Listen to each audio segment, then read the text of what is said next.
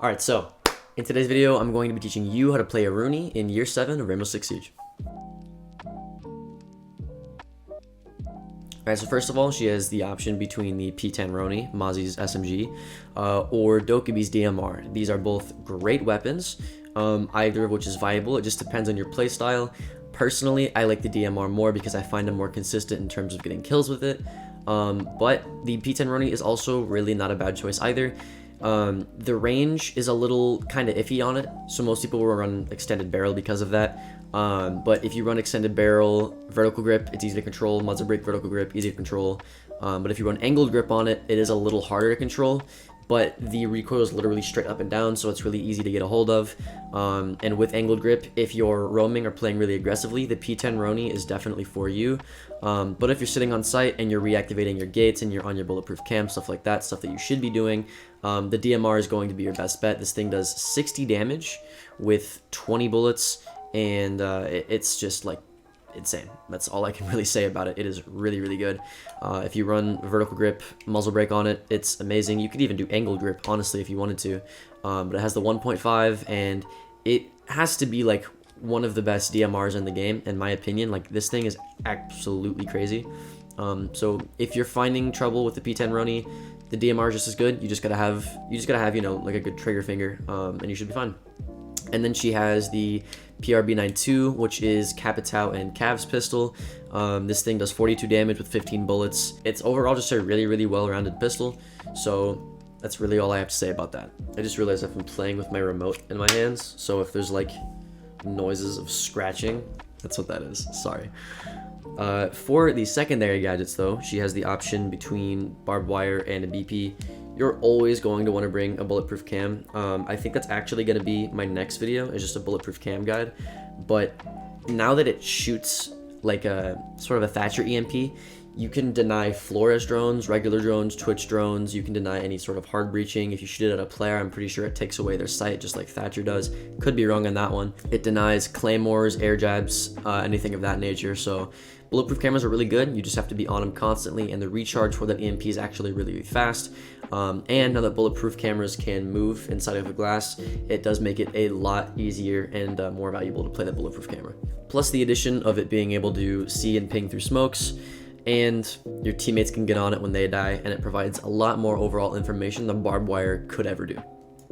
And then going into her main gadget, the Surya gate, you basically put this laser gate on a doorway, a hatch, or a wall, and it's completely indestructible unless you put a projectile, a drone, or yourself through it. But if you walk through it, you take 30 damage. So it's essentially like Jaeger Wamai. It burns utility, or it takes away player health. The cool thing though is that it's reactivatable by shooting it after 30 seconds of it being deactivated. So this thing can actually burn up a lot of utility if played correctly. But let me just get into a custom game and I'll show you. Alright, so I'm just going to give you a basic breakdown of what her ability does. You can stand near a doorway. When you see this little icon appear below my crosshair, you can stand next to a wall, or you can stand next to an open or closed or reinforced hatch, and you just put it down like this. And it puts down this red laser gate right here, and as soon as you get close to it, it opens back up so that you can travel through it safely. The reason it does this is because if an attacker walks through it, it deals 30 damage, I think? Yeah, 30 damage. And it's really good if you put it on doorways, because then they have to either take 30 damage or they have to burn some sort of projectile to destroy it. So if I were to throw a drone into it, if I were to throw any sort of projectile utility like Ash, Sophia, smoke grenades, flash grenades, anything like that, it would break. And when it breaks, it essentially just takes the gate away, and this thing kind of like fizzes out, and then after 30 seconds it'll split open, and then you just shoot the thing and it'll reactivate the Aruni gate. And this has an infinite amount of charges, so that's pretty good. And it's also indestructible, so you can't actually destroy it. You can disable it with Thatcher, but as you know, it just comes right back on. So there's no actual way to get rid of this thing. It stays where it stays. Bulletproof, grenade proof, whatever, it can't be destroyed. And then a really good way that you can also use Aruni is she can melee holes. So you would kind of use it in the same way that you use a smoke shotgun. So if I want to make head holes here, I can just punch holes right here. And now I have head holes that I can shoot through. She can one-shot barricades, just like that. And another reason I like having her DMR is because I can just shoot open the barricade instead of having to completely destroy it by meleeing it, because sometimes you want to melee like the bottom of a barricade to run out, but you don't want to completely destroy it, and that is really the only downside of having Aruni. But if you have a DMR, it's the same effect. This being said, she can also one-shot hatches. So boom, it's gone. Her DMR can also destroy hatches with like 5 or 6 bullets, but this is just quick and it has no cost whatsoever. So now that you know what her gates actually are, let's talk about where you'd use them. So I brought us to Coastline, which is a really, really good Aruni map because the map is small and getting into sight can be sometimes really easy for attackers, so you want to delay that and make them waste as much utility as possible. You'd use Aruni gates in the same place that you'd use, let's say, a deployable shield. You use them in really high traffic areas that you know attackers are going to have to push through, that way they have to burn utility or health walking through this gate. So let me give you an example. Let's say we are defending Hookah and Penthouse. Now we have 3 of these things. What I would do first is I'd make the rotate right here, and then I'd put an Aruni gate on it. This rotate is really powerful if attackers have control of it, because what they can do is just take Cool Vibes control from, let's say, Sunrise, right? They come up these stairs, and then they're able to completely take sight if they have vase control, if they have control of the bar area. So this is really good for attackers, but also they can rappel in this window, they can run in through the store, and then just come through the rotate, and now they have vase control. So you want a way to negate this, and an Aruni gate is a great way to do that. Not only can they now not walk through this without taking damage, but when they do walk through it and take damage, it just sounds like a zap, and it's a really, really loud sound cue, and you'll hear it. So it provides an audio cue, but also it wastes our health, or it wastes utility. And something that you should know about Aruni gates is you don't want to activate them on just random sides of the wall. You want to activate them on the side that you're playing, because again, whenever they Thatcher EMP this, or they throw something through it, they walk through it, whatever, it deactivates, and then you have to reshoot it open. But you can only reshoot this little, I guess, spring thing right here. So if you're on this side, you can't reactivate it. You have to reactivate from this side. So having them all face you is what you want to be doing. And then let's see, what's a good second one that I can do? Hookah door, not a bad idea at all. The reason for this is because again, like I was saying, you want to put them in positions that are easily reactivatable, and 9 times out of 10 you are going to have a deployable shield here and a smoke player, and the smoke player can quick peek his deployable shield and reactivate it without really any harm. So not only do you want to have them facing you so that you can reactivate them, but you want to be able to reactivate them safely, and having a deployable shield here that allows you to just peek, reactivate, and then unpeek is really, really good. So that's 1, 2, and then a really good thing that you can do as well is put them on windows that they repel in often. So like if you go on to Consulate and they're the 2 CEO windows, you put it on the left window because people like to repel in that window, so they have to waste utility going through it. That is just what I would do personally. Another thing that I would probably do is I might put it on VIP door. So the thing about VIP, this room right here, is if they're able to open this wall, they get a direct line of sight onto every rotate from objective and just an objective in general. So this angle is extremely, extremely powerful. That's why you'll see people reinforce this wall, and you should reinforce this wall every single time, and not that wall right there. But if I'm an attacker and I have this angle, I'm able to see anybody rotating from vase to pent through this double door. I'm able to see anybody that goes through the rotate inside of Hookah on the pool table. I'm able to see anybody that comes in through Aqua on the bar. I'm able to peek anybody that's in the site in general, and it's overall a very, very powerful angle to hold. But if you have it reinforced and they don't have a hard breach, they're forced to come through this door instead if they want to push here. And just having an Aruni gate right here makes them have to burn not only utility and time. It's just really good having an Aruni gate on this door, because whenever people break it, it provides a sound cue. And you know, people rush through VIP a lot if they can't get the wall open, so having that there provides a sound cue so that you, when you're sitting here, or your teammates, whatever, maybe somebody playing vase, they can all know that somebody's coming here and they're not getting caught off guard. So that is essentially why I put that there. There are a lot of other ways that you can do this. So also another tip that I want to give you is these do destroy defender gadgets. So when a defender walks through it, obviously it temporarily deactivates, and then once you go through, it reactivates. But if I were to throw a nitro cell through this, it would destroy the nitro cell and disable the gate as well. So you don't want to do that. It would just really hurt your team in general. And then you see people who are playing smoke who have holes like this that, you know, they want to throw their smoke grenades through. And then you see Aruni's putting it on head holes so that they don't get grenaded. This essentially makes these head holes useless for your smoke, so don't put them on holes that your smoke is using either.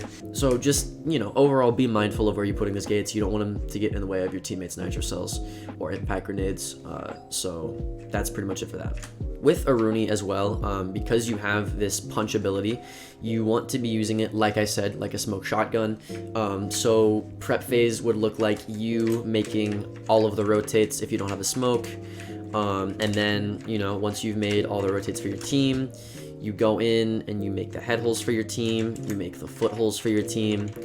You know, I have foot holes right here too, but you eat the picture. You make the holes for your team, and then you make the holes in between sites first, like the rotates, so that you and your team can get in between the objectives to set up faster. So that's another tip for really any operator that can make holes like smoke, is make the rotate in between sites before you make any head holes, foot holes, anything. Even like really uncommon rotates like this, just make the one in between site first so that you can have multiple people rotating through the objectives at one time and it's not all cluttered through the doorway. But this is like a pretty typical setup for Aruni. I would make this a sprinting rotate instead of a crouched one, just because it's really hard for attackers to get here, so you might as well utilize the speed that it takes to sprint through something. But that out of the way, there's usually footholes here because a lot of times people plant in this general area, like right here. So you can have somebody that's playing on this side of the map, maybe upstairs. They can come down and deny anybody that's on that default plant. And then people reinforce this wall a lot, because when you have this wall reinforced, there's a sight line that the attackers can't have. So if I'm an attacker, what I could do is get on this door right here, and I could have an angle, if I broke this wall, onto the triple wall right here. So this essentially denies that, but then you can put a head hole right here that makes it to where if you want to play on that door, you can have like kind of a swing in here, but it also creates fear for the attackers, and it's just one more angle that they have to check. I'm kind of getting off track giving you a site setup, but for this site setup, a good Aruni gate would be on this rotate right here if you choose to make this rotate. Especially if you have a mirror on this wall and you just have a rotate that you're playing off of to contest people coming from Sunrise, or to contest main lobby players, or to contest people that drop courtyard or go into CC. Like, this is just a really, really good rotate, but you don't want to die and have the attackers able to use it, so putting in a Aruni gate here prevents that, or at least wastes util end time and gives a sound cue for when they do eventually come through that rotate. I think a really good one would be bathroom door right here. The reason I think that's a good one is instead of putting it right here where they can be behind the gate and still able to shoot people coming through this rotate, you put it on this door. 9 times out of 10, attackers have utility that they can use to burn these gates. They're not just gonna walk through them. So using them like lesion mines as sound cues, so that when it goes off, you're like, oh, there's a kid bathroom, but because he just burned it, he's not going to be able to walk in and kill you quite yet, so you know he's there before he knows you're there. But if you were to put it, let's say, on this door, he could already be inside of the bathroom, peeking you and in a gunfight before this gives you a sound call. So using it for information is also really good, which is why I recommend putting a Aruni gate on this bathroom door. So now you have 2 gates. You have one for the triple wall rotate, and you have one for the door. Now this would be where you'd use your Aruni gate kind of like a deployable shield. So they made it in Coastline to where you can't just plant in this little reception service area, and you have to come into, oh no, this is service, sorry. They made it to where you can't plant here. You have to come into this service entrance to be able to plant. So putting in a Aruni gate right here is good, because, and then, you know, castle barricading off this, or barricading in general, is good, because now they have to burn this to get the default plant down. So it just provides you with extra, you know, time wasting ability. But also, if you have a deployable shield here, It also makes it to where they have to use one more grenade to get it down. So you have one less grenade that you have to worry about in order to get your shield down. They can also Gone 6 this. So, you know, if all they have is a Gone 6, then they can't Gone 6 your shield anymore. So, you know, it's just really good utility protection, but it's just one more thing that they have to do. Also, people push service kind of late round, unless they're doing like a smoke Monty plant.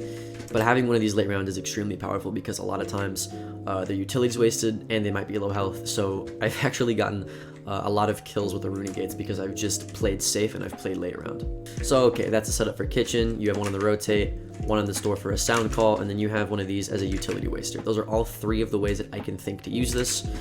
Let me give you some other examples though. Okay, now I'm going to teach you how not to play Aruni. There's something called Aruni Tricking.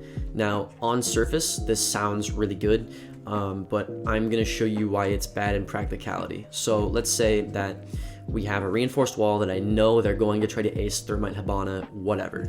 Aruni Tricking is where you put a gate on the wall, and I'll set up a camera right here so y'all can actually see. So what it does is it essentially acts like a bandit trick. As you get close to the wall, it deactivates. I don't know if you can hear that, but you hear the buzz when it's activated, and then you get near it and it completely goes away. So what this does is you sit on the wall like this, and as soon as they put the thermite charge down, as you can see, it's deactivated. As soon as I move, the Aruni gate activates and that thermite charge dies. Sounds good, right? Like it sounds like an actual useful way to have an Aruni gate. Let me tell you why this is bad. All they have to do to get rid of it is literally throw a flash grenade, a smoke grenade, any sort of projectile utility onto it, and it completely gets rid of it. And the worst part about it is now it's just stuck outside and completely useless. So once it's destroyed, like I said, you want to have Aruni gates on the side that you're playing so that you can reactivate them. But if it's on the other side of a reinforced wall, there's no reactivating that gate. So all you did was waste a thermite charge and allow them to then thermite the wall after you got one thermite charge, if it even gets to that point. But they can just use a flash grenade to kill it, and it's not good. It's not good. Now, yeah, it's like they can't use a flash grenade to kill it because you're tricking it and you only put it on as soon as you hear the thermite go off. But he has 2 thermites. Habana can use 2 pellets to, you know, trick you into thinking that they're getting the wall open. Same for hatch tricking. And then Ace has 3 of his charges. Or you can just put a breaching charge on it, and it's like the same thing. It doesn't matter. But Aruni Tricking is a complete waste of a gate because you can put it somewhere 10 times more useful and keep reactivating it so that it is way more impactful in the round. So do not Aruni trick on walls, don't Aruni trick on hatches, just do not Aruni trick in general. It is a bad idea. I do not recommend it whatsoever. Now, I'm not saying that putting Aruni on walls is bad. That's not the case at all. There's a really good example like Clubhouse where you're on the inside of the wall where the bandit trigger would be, and you put it on the inside of the wall. So this is reactivatable, but what this does is it makes it to where whenever they open the wall, now there's a Aruni gate standing in their way and they can't just walk through and rush and plant. This is seen a lot on Clubhouse CC. It's seen sometimes on Border Armory, right? What they do is it makes it to where you have to waste ace charges, smoke grenades, anything to get rid of it. And then as soon as the entire defending team gets that sound cue of this breaking, everybody's just looking on that wall and you're not able to push anymore. And then 30 seconds go by, they reactivate it and they stop looking at you. So that's a really good way to play it, but you're leaving a lot of other angles open. So even that I feel like is not worth it the majority of the time. But there's also other ways that you can use it on soft walls like this, where you can have it on a soft wall with head holes. I was just telling you not to do this if your teammates are using it, but if your teammates aren't using it and you're trying to like peek and stuff, they make it to where they can't grenade you. And if they do end up burning this Aruni gate, now you know they're trying to nade you and you just run away. You wait 30 seconds, pop it, come back, and then you just keep peeking the angle. So it's really good in that sense, but you know, it's a soft wall that has head holes on it, and if a sledge wants to come through and sledge it open, bucket open, they still can't walk through because again, they have to break the Aruni gate. So there's a lot of creative ways to use this gadget. Like I said, on rotates, common choke points as sound cues, as a way to keep yourself from getting grenaded. But this is really good. And then, you know, she has her punching utility as well, which can make rotates, head holes, foot holes, smoke grenade holes, nitro holes. It can break hatches. It can be really good for running out. If you just break this barricade, hop out, kill somebody, it's really good for that too. And also, if you punch a shield with it, like a Monty or a Blitz, it moves their shield way out of their face, and then you just shoot them. So that's another really good tip. But other than that, that's gonna be pretty much it. Aruni is very good if used correctly. You just kind of have to be thinking about why you're placing it in the way that you're placing it, and then play around that. Like, I know I'm placing this here because I want my shield to survive, so I know to play off of it and reactivate it as much as I can, that way that my shield stays alive the most time possible. But if you have one, let's say for a sound cue, like I mentioned over here, you're not going to want to play off of that a lot because it's meant to give you info if they come there, instead of holding this and making that gate essentially useless as a sound cue. So learn how to play off your Aruni gates once you learn where to place them, and you will see yourself winning a lot more ranked games with this operator. With that out of the way, that's going to be pretty much it for today's video, guys. Don't forget to sub, like the video if you liked it. My name's Alka, and I'll see you in the next one.